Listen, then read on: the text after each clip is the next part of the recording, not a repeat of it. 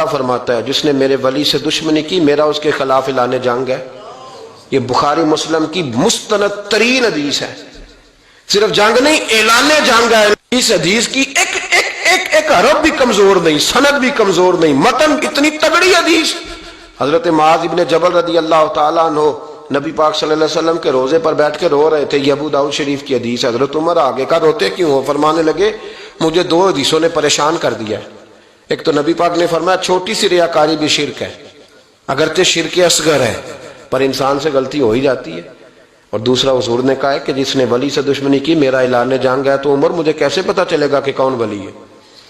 حضرت عمر نے کہا بہتر یہ ہے کہ تو سب کی عزت کیا کر، سب کا اکرام کر۔ لیکن یہاں تو لوگ معاف ہی نہیں کر رہے۔ غوث پاک پر بھی فتویٰ ہے، داتا علی اجویری پر بھی فتویٰ ہے، خواجہ معین الدین ہے، پتہ نہیں یہ کون سا دین ہے، کون سا مذہب ہے جس میں پچھلا کوئی بھی ٹھیک نہیں تھا، جو آج پیدا ہوا صرف وہ ٹھیک ہے۔ انڈیا پاکستان بنگلہ دیش میں یہاں کے نا حدیث کو چھوڑ دیتے ہیں کیونکہ انہوں نے اپنے بابے نکالنے ہوتے ہیں اس حدیث میں سے۔ اللہ تعالیٰ فرماتا ہے جو میرے ولی سے دشمنی کرے میرا اس کے خلاف اعلان جنگ ہے، اور میرا بندہ میرا قرب حاصل نہیں کر سکتا مگر فرائض میں پابندی سے، اور نوافل میں کثرت سے میرا اتنا قرب حاصل کر لیتا ہے کہ میں اس کے ہاتھ بن جاتا ہوں جس سے وہ پکڑتا ہے، میں اس کے پاؤں بن جاتا ہوں جس سے وہ چلتا ہے، میں اس کے کان بن جاتا ہوں جس سے وہ سنتا ہے، میں اس کی زبان بن جاتا ہوں جس سے وہ بولتا ہے، میں اس کی آنکھیں بن جاتا ہوں جس سے وہ دیکھتا ہے۔ بس انڈیا پاکستان بنگلہ دیش میں یہاں کے نا حدیث کو چھوڑ دیتے ہیں کیونکہ انہوں نے اپنے بابے نکالنے ہوتے ہیں اس حدیث میں سے۔ اچھا، اور یہ حدیثیں ان بابوں پہ فٹ کر رہے ہوتے ہیں جنہوں نے اپنے ناموں کے کلمے پڑھائے ہیں، جنہوں نے انڈیا پاکستان میں شرک پھیلایا ہے۔ مجھے بتائیں قرآن اگر ولی اللہ کی بات کرتا ہے تو اس ولی اللہ کی کرے گی نا جو قرآن کے موجود جب نازل ہو رہا تھا اس وقت جو لوگ تھے۔ قرآن میں کہیں لکھا ہوا ہے کہ 1200 سال بعد فلانا ولی آئے گا، 500 سال بعد فلانا آئے گا؟ قرآن جب ولی کی بات کرتا ہے تو کس ولی کی بات کرتا ہے؟ صحابہ اور اہل بیت کی، جن کی کوئی کرامت نہیں ہے۔ شیخ عبد القادر جیلانی نے 12 سال بعد برات کاٹ لی، حضرت عمر نے کیڑی برات کڈی ہے؟ حضرت ابوبکر نے کچھ بھی نہیں کٹا، سب کہانی ہے جھوٹ۔ تو یہ میں آپ کو فرق بتا رہا ہوں۔ اللہ تعالیٰ فرماتا ہے کہ جو کوئی دشمنی کرے گا اللہ کے ساتھ، اس کے فرشتوں کے ساتھ، جبرائیل کے ساتھ، میکائیل کے ساتھ، تو اللہ تعالیٰ ایسے کافروں کا دشمن ہے۔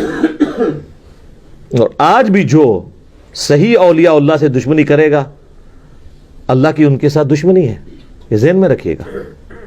اور صحیح اولیاء اللہ وہ ہوں گے جو اللہ کی عبادت کروائیں گے، اپنی عبادت نہیں۔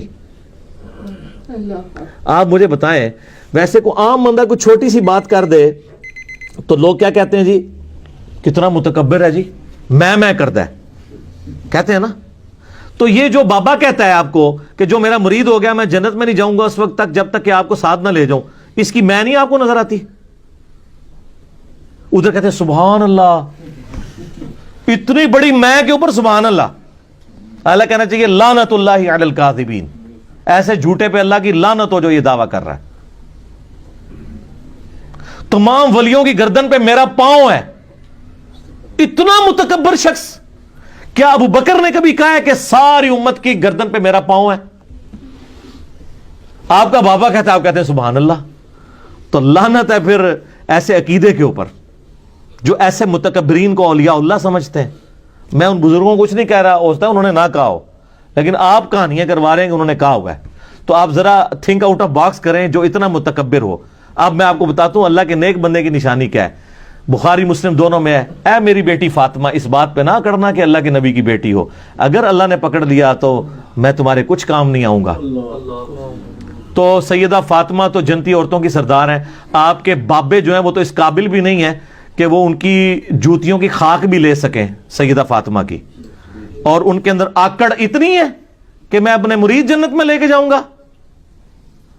تو تھوڑا سا مرنے سے پہلے اے مسلمان کر لے اس پہ غور۔ کتابوں کا خدا اور ہے، بابوں کا خدا اور،